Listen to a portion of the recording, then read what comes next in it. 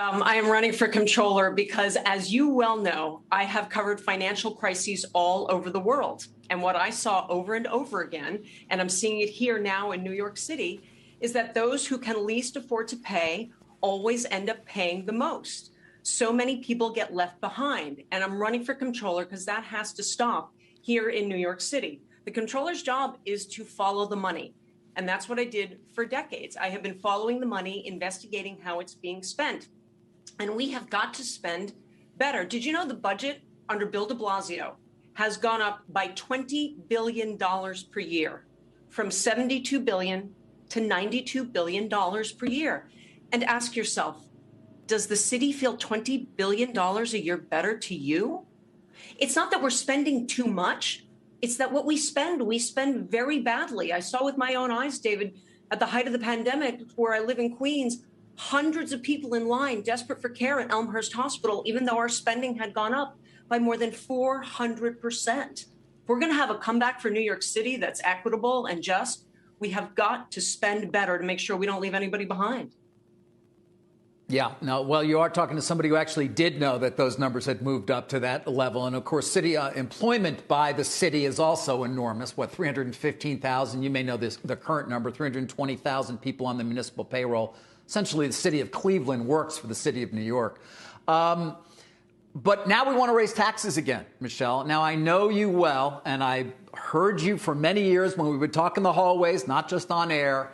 I can't imagine you're necessarily in favor of raising a tax rate to a level at which it would seem might drive wealthy New Yorkers to consider leaving, particularly now that they know, given the pandemic and what they can do with Zoom, that they probably can leave and still be fine.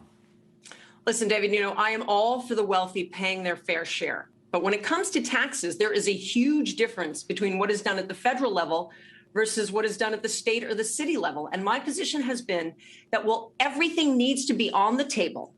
Anything we do here in New York really has to pass the do no harm test. And by that, I mean that we should not be pursuing policies that are going to drive more people, more businesses out of New York City. Now, thanks to the Biden stimulus plan, New York City has been given 2 years of breathing room. But a strong and a sustainable recovery after that for New York City has got to attract investment, businesses, and people back to the city. And my concern is that the tax increases from Albany do not pass the do no harm test. Michelle, it's Morgan. It's so good to see you. You too, Morgan.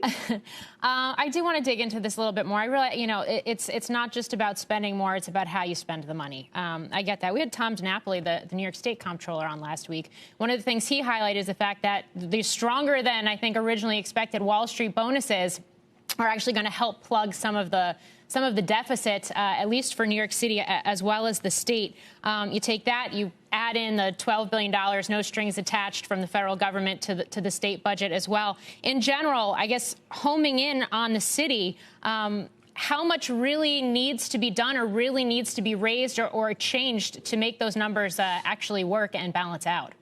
So like I said, we've gotten 2 years of breathing room because of the Biden stimulus plan. So then we can figure out what does, to use an oft-used phrase on CNBC, what does the new normal look like? If you're in Midtown Manhattan, it feels still slightly dystopian. You know, we've got people coming into the office at only 16% office occupancy rates. What does the post-pandemic office look like? Work from home, personally, I think it's overrated and overstated, but the impact will not be zero. And if there is one spot in the country that is most vulnerable to it, it is Midtown Manhattan, which generates so much of the city's what I call the GCP, you know, the gross city product. So we will know what Midtown is going to look like. How are we going to have to reinvent it? That's going to give us a better sense of what is tax revenues? What do tax revenues look like? What do real estate taxes look like once we reassess what the value of these buildings are? How about all the small businesses that live off all the office workers? How much are they going to be able to pay in taxes? And then we'll know. Shepard Smith here. Thanks for watching CNBC on YouTube.